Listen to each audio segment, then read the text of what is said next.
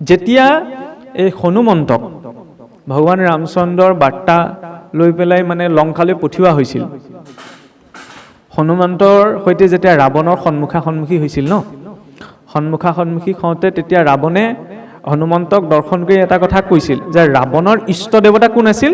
মহাদেৱ, শিৱ ভক্ত ৰাৱণ। আৰু সেই মহাদেৱৰে অৱতাৰ হৈছে হনুমন্ত, ৰুদ্ৰ অৱতাৰ। তেতিয়া ৰাৱণে কৈছিল যে মই এইটো কথা জনাই নাছিলো যে মই যাক ইষ্টদেৱ বুলি ভজনা কৰোঁ তেওঁৰ অংশই মোৰ শত্ৰুৰ পক্ষত উপস্থিত হৈ তেওঁৰ সেৱাৰ কৰ্মত নিবৃত্ত হৈ আছে। অৰ্থাৎ যে মহাদেৱৰ অংশই যে যাক মই ভগৱান বুলি ভজনা কৰোঁ, মোৰ ভগৱানজনৰ অংশই মোৰ শত্ৰু পক্ষত অংশৰূপত তেওঁৰ সেৱাৰ নিমিত্তে কাম কৰি আছে, এইটো কথা মই জনাই নাছিলো। হনুমন্তক দেখি ক'লে। তেতিয়া হনুমন্তই ক'লে যে হে ৰাৱণ, তুমি যদি এই কথা জানি চাই যে তোমাৰ ইষ্টদেৱৰ অংশই সেই ৰাৱণৰ সেৱক ৰূপত তোমাৰ সন্মুখত উপস্থিত আছে, তেতিয়াহ'লে তুমি কিহৰ অভিমানত ৰৈ আছা? তুমি শ্ৰীৰামৰ চৰণলৈ যোৱা, তোমাৰ অপৰাধ তেওঁ মৰ্শন কৰিব আৰু তুমি অনন্ত কালৰ বাবে সুন্দৰভাৱে লংকাৰ অধিপতি হৈ থাকিব পাৰিবা। তেতিয়া ৰাৱণে দিয়া উত্তৰটো অকণমান বহুত গভীৰ দৰ্শনযুক্ত আছিল। ৰাৱণে তেতিয়া কৈছিল যে হয় হনুমান, মই যদি ৰামৰ চৰণলৈ যাওঁ, ৰামৰ ওচৰত ক্ষমা বিচাৰোঁগৈ, ৰামে মোক তৎমুহূৰ্ততে ক্ষমা কৰি দিব আৰু মোক জ্ঞান পূৰ্ণ কৰি দিব। কিন্তু মই ৰামৰ ওচৰলৈ নাযাওঁ, কাৰণ ইতিমধ্যে মোৰ ওচৰত ঢেৰ জ্ঞান আছে আৰু এই জ্ঞানৰ পৰা মুক্তি লাগে মোক।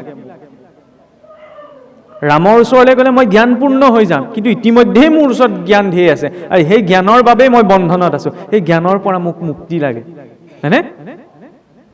জ্ঞানো কেতিয়াবা বাধা হৈ যাব পাৰে। যেনেকৈ মই মোৰ কথা যদি কওঁ, মই ভাগৱত পঢ়িছোঁ, মই বুজিছোঁ, মই ব্যাখ্যা কৰিছোঁ, ইয়াত কোনেও ভাগৱত পঢ়া নাই, কোনেও ভাগৱত বুজা নাই, মোৰ কথাহে শুনি আছে। ভাবিবলৈ এইটো বেছি সময় নালাগে নহয়। এইটো কি? এইটো অভিমান। জ্ঞান মাৰ্গ আৰু ভক্তি মাৰ্গত পাৰ্থক্য একেবাৰে সৰু। জ্ঞানত কি কোৱা হয় যে প্ৰথমতে মই জানিম, জনাৰ পাছতহে মই মানিম, নজনাকৈ মই একো নামানো, হয়নে? কিন্তু চব কথা জৰুৰী নহয় যে জানিবই পাৰিম।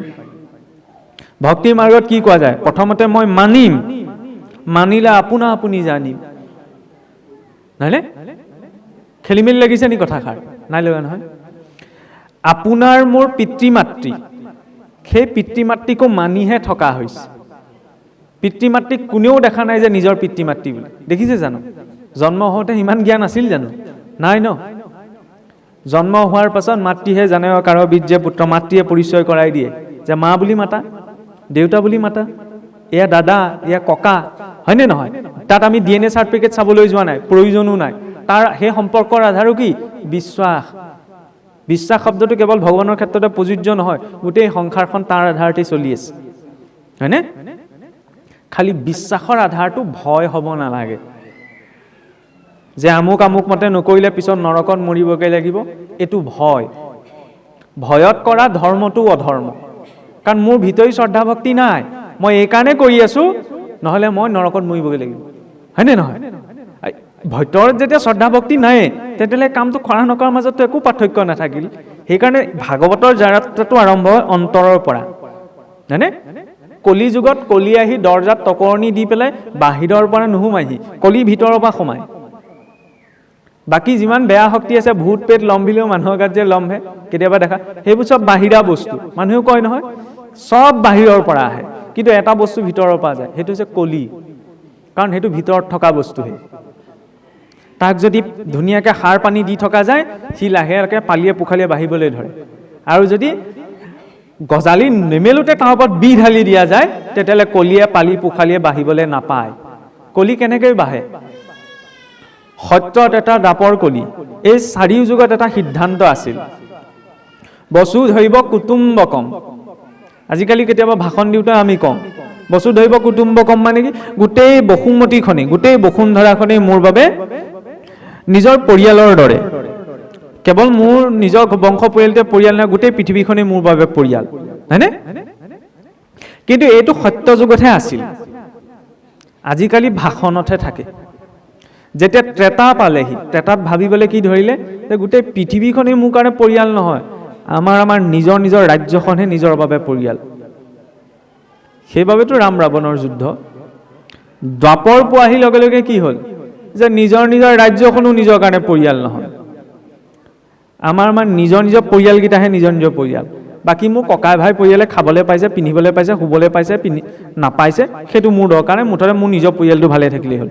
এইটো দ্বাপৰত হ'ল। সেইবাবে একেটা বংশতেই যুদ্ধ। কলিতটো আৰু ভয়ংকৰ। কলিত এতিয়া ময়ে মোৰ পৰিয়াল, মুঠতে মই ভালে থাকিলেই হ'ল, বাকী কোনে কি গৈছে দৰকাৰ নাই। এইটো কলিৰ কোনোবাখিনিৰ চিন্তা, ইমানেই আত্মকেন্দ্ৰিক হৈ যোৱাগৈ। কলি ক'ৰ পৰা আহিছে? আঁতৰৰ পৰা অহা নাই, নিজৰ ভিতৰৰ পৰা। এতিয়া মই বুলি যাক কোৱা হৈছে, এইটো চাবলৈ গ'লে যদি ইয়াক দৰ্শন দিব পৰা যায়, এইটো বহুত উচ্চস্তৰীয় চিন্তা হৈ যাব যে ময়ে মোৰ পৰিয়াল।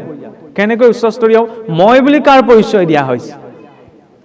মই বুলি যদি শৰীৰটোৰ পৰিচয় দিয়া হৈছে, আমি শৰীৰটোৰে পৰিচয় দিওঁ, কিন্তু আন্তৰিকভাৱে যদি আমি চিন্তা কৰি চাওঁ, যদি শৰীৰটোৰ পৰিচয় দিয়া হৈছে, তেতিয়াহ'লে সেইটো ভ্ৰমত পেলায়। আৰু যদি তাত ঈশ্বৰৰ অংশৰূপী আত্মাৰ পৰিচয়টো দিয়া হৈছে, সি আত্মকল্যাণ কৰিব পাৰে। পাৰ্থক্য মাত্ৰ সিমানেই। মইটোৰ জেগাত যদি শৰীৰটো ভাবিছোঁ, তেতিয়াহ'লে সি বোলে বন্ধনত পেলায়, কাৰণ এইটোতো অস্থায়ী। সন্মানটো ছালখনহে বচাই ৰাখিছে। ছালখন এৰুৱাই দিলে, না মই আপোনাৰ ওচৰলৈ যাম, আপুনি মোৰ ওচৰলৈ আহিব, যাব জানো? কোনো নাযায়। এতিয়া কথা কৈ থাকোঁতেহে মাধুৰ্য, প্ৰাণ ওলাই যোৱাৰ লগে লগে এইটো কি হ'ব? মৰা আস, হয়নে? সেইখিলে উলিয়াই দিব লাগিব। সন্মান তেতিয়াহ'লে কাৰ কৰা গৈছে? ভিতৰত যিটো থকাৰ বাবে এইটোৱে বক বক কৰি থাকিব পাৰিছে। সেইকাৰণে সন্মান কেতিয়াও ব্যক্তিৰ নাই। সন্মান ইতিহাসত আজিলৈকে কোনো ব্যক্তিৰ কৰা হোৱা নাই। শুনিবলৈ অকণমান টান লাগিব পাৰে, সন্মান সদায় স্থানৰহে আছে। ঘৰত যদি সাপটো সোমায়, কোনেও তাত ভগৱান নেদেখে, ময়ো নেদেখোঁ। ঘৰত যদি বিষাক্ত সাপ এডাল সোমাবলৈ হয়, মই তাত ভগৱান দেখিম জানো? একদম নৈতিকতাৰে কৈছোঁ, তাত মই ভগৱান নেদেখোঁ। এইটো কেনেবাকৈ ওলাই পঠিয়াওঁ, কেনেকৈ ফেনাইল ছটিয়াই দিওঁ, এইটো ভাবিম, হয়নে? একেটা সাপেই নামঘৰ মণিকূটত সোমাই থাকক, সি কাৰোবাৰ সাহস আছেনে মাৰিবলৈ যোৱাৰ? মাৰিলেও পিছদিনা চাকি দিবহি লাগিব বা হৰাই দিবহি, বুলিব নামঘৰ মণিকূটত সাপটো সোমাইছিল, মই মাৰি পেলালোঁ, ডাঙৰ কিবা ভুল হ'ব পাৰে, হয়নে নহয়? সাধাৰণ মানসিকতাৰে কৈছোঁ। মোক যদি জন্তু বুলি কয়, মই জানো আপোনাৰ সন্মুখত মই নিজকে ভাল অনুভৱ কৰিম? নকৰোঁ ন? কিন্তু যদি ঘোষণা কৰোঁতে যদি আমুকক সিংহ পুৰুষ বুলি কৈ দিয়ে, তেতিয়া আকৌ বুকুখন ওফন্দি যাব নহয়, হয়নে? আল্টিমেটলিটো জন্তু বুলিয়েই কৈছে। সন্মান তেতিয়াহ'লে কাৰ কৰা গৈছে? সেই সাপটোৰ নহয়, সাপটোৰ স্থানৰ। ঘৰত সোমাইছে কাৰণে সি মাৰ খাইছে, আৰু মণিকূটত সোমাইছে কাৰণে সি সাক্ষাৎ ভগৱান আহিছে বুলি ভবা হৈছে। জন্তু বুলি ক'লে বেয়া পাইছোঁ, সিংহ পুৰুষ বুলি ক'লে বুকুখন ভাল লাগি গৈছে, হয়নে? সেইকাৰণে স্থানৰ সন্মানটো যেতিয়া, যে সন্মান কাক কৰা হৈছে? স্থানখনত থকাৰ কাৰণে, তেতিয়া ৰেছপঞ্চিবিলিটিটো থাকে। লাগিলে সেইটো ভৌতিক কৰ্মতেই হওক, আধ্যাত্মিক জগতখনৰ কৰ্মতেই হওক। যেতিয়া এই ভ্ৰমটো পালিবলৈ মই আৰম্ভ কৰি দিওঁ যে মোক সন্মান কৰিছে, মোৰ কামৰ সন্মান কৰিছে, তেতিয়াহ'লে ব্যক্তিজন ভ্ৰমত সোমাই যায়। মায়া মানে এইটোও মায়া, যে সন্মান কাৰ কৰা হৈছে তাক চিনি নাপায়, মোক কৰি আছে, মোক কৰি আছে, শৰীৰটো কৰি আছে বুলি ভাবি থকাটো। যেতিয়া এই ক্লেৰিটিটো আহে যে মোক কৰা নাই, মই থকা স্থানখনকহে কৰা হৈছে, আৰু সন্মান সেই স্থানখনেহে পায়। কাৰণ মই থকাৰ আগতো সেইখন স্থান আছিল, মই থকাৰ পাছতো সেইখন স্থান থাকিব। মই আজি যিখন স্থানত আছিলোঁ, আগতে কোনোবা আছিল, তাৰপিছত কোনোবা আহি ভৰ্তি কৰিবহি, হয়নে? পৰিয়ালৰ ভিতৰতো তেনেকুৱা। আজি পিতৃ মাতৃ হওক, পুত্ৰ ভাৰ্যা হওক, শহীদ বন্ধু যোনেই নহওক, যাৰ যিটো দায়িত্ব সেই স্থানৰ বাবেহে। যিদিনা স্থানটো নাইকিয়া হ'ব, সেইদিনা একো নাই। আৰে মানুহে পিন্ধি থকা আঙুঠিটোও লগত যাবলৈ নিদিয়ে, বাকী আকৌ মিঠকৰ জোতা চেণ্ডেল চব শ্মশানলৈ পঠাই দিয়ে। এইটো খুলি থ'বলৈতো নাপাহৰে, পাহৰে জানো? শত্ৰুটোৱে খুলিবলৈ যায় নি? এইটো খুলিব নাযায়, নিজৰ ঘৰৰ মানুহকেইটাই খুলি থ'ব। মানে ক'ত আসক্তিটো দেখুৱাইছে, শুনিবলৈ বেয়া, শৰীৰটোতেই। এইটোৱে সৰ্বস্ব নহয়, সেই ক্লেৰিটিটো লাগে। মহাৰাজ পৰীক্ষিতৰ জৰিয়তে কি দেখুৱালে? মানুহে আজিও ভাবি থাকে যে পৰীক্ষিতৰ হাতত 7টা দিন আছিল, 7 দিনৰ ভিতৰত তেওঁ মৰিব বুলি যেতিয়া গম পালে, এইকাৰণেই ভাগৱত শুনিলে, মৰা আগত ভাল কথা দুটামান শুনি অন্ততঃ শান্তিৰে মৰিব পাৰিলে। আৰু এতিয়াও আমাৰ 80% মন মগজুত এইটো কথা সোমাই আছে যে ভাগৱত এইকাৰণে শুনা যায়, বা পৰীক্ষিতে শুনিছিল, মৰাৰ আগত আগচোৱাটো হৈছৈতে পাৰ হৈ গ'ল, মৰাৰ আগমুহূৰ্তত অন্ততঃ শান্তিৰে বহি ভাল কথা দুটামান শুনি গ'ল। আৰু ভাগৱত সেইকাৰণে শুনা যায় নি? নহয়, মৃত্যুৰ আগতীয়া জাননীয়ে আমাৰ মৰাৰ কথা পাতিলে মানুহে ভয় কৰে। ঘৰতো মৃত্যুৰ কথা পাতিলে নাপায় বুলি কয়, কয়নে নকয়? কিন্তু মৰাৰ কথা পাতিব লাগে। দিনটোত যদি ৭০ বাৰ নিজৰ মৃত্যুটোৰ কথা মনত আছে, তেতিয়া তেওঁক নিয়ম দিব নালাগে, তেওঁক নীতি শিক্ষা দিব নালাগে। তেওঁ জীৱনত এটাও বেয়া কাম নকৰে, একো বেয়া ভাবিব নোৱাৰে।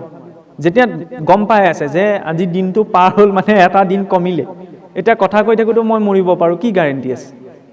মৃত্যুৱে নটিফিকেশ্যন, মোবাইলটোও আপোনাৰ চাওকচোন, পৃথিৱীখনৰ মানুহে কিমান চিন্তা কৰে। মোবাইলটো ৰিচাৰ্জ শেষ হোৱাৰ ৩ দিনৰ আগৰ পৰা এগৰাকীয়ে নটিফিকেশ্যন দিবলৈ আৰম্ভ কৰি দিয়ে, ৰিচাৰ্জ শেষ হ'ব ভৰাই লওক, নহয়নে?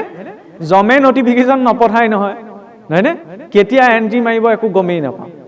ইমান অনিশ্চয়তাত চলি আছোঁ, নহয়নে?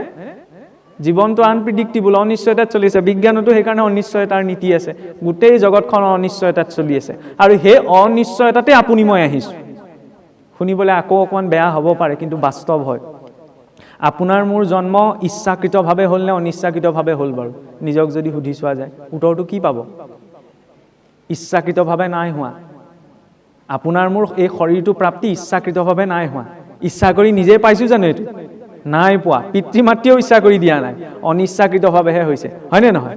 এই শৰীৰটো অনিচ্ছাকৃতভাৱে পোৱা গৈছে। তেতিয়াহ'লে ভাবি চাওকচোন, অনিশ্চয়তাত অনিচ্ছাকৃতভাৱে শৰীৰটো পাই আজি ইমান দিনলৈকে চলি আছোঁ, তেতিয়া ইচ্ছা কৰি তেওঁক পোৱা এইটো জনমতে কিয় সম্ভৱ নহয়?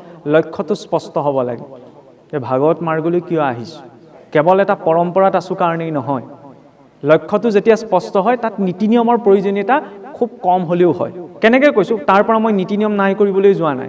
লক্ষ্যটো স্পষ্টতাৰ কথা গুৰুত্ব এটা দিবলৈ যাওঁতে তাৰ প্ৰমাণ ৰূপত আমি কাক চাব পাৰোঁ? হিৰণ্যকশিপু, দুৰ্দান্ত দৈত্য, কোনো ধৰ্ম কৰ্ম নকৰে, একোৱেই নামানে। কিন্তু সেই দুৰ্দান্ত দৈত্য হিৰণ্যকশিপুৱেও যেতিয়া ব্ৰহ্মাক উপাসনা কৰিছিল, সকলোৱেতো দেখিছেই ভাওনাটো, হয় জানো? বোলে ব্ৰহ্মাক উপাসনা কৰি থাকোঁতে বোলে গাত উঁয়ে ধৰি গৈছিলগৈ, হয়নে নহয়? বৃক্ষাসনত বহি উৰ্ধবাহু হৈ ব্ৰহ্মাক উপাসনা কৰিছিল। 10 মিনিট সময় ভগৱানক চিন্তা কৰোঁ বুলি গোসাঁই ঘৰত বহিলে মনটোলে নহা চিন্তাকেইটাও মোৰ আহে, আৰু সেইটোৱে একো নীতি নিয়ম পালন নকৰি 1000 বছৰ এটা ভৰিৰ ওপৰত থিয় হৈ আছে, অকণো বিচলিত হোৱা নাই। ক'ৰ পৰা শক্তি আহিল?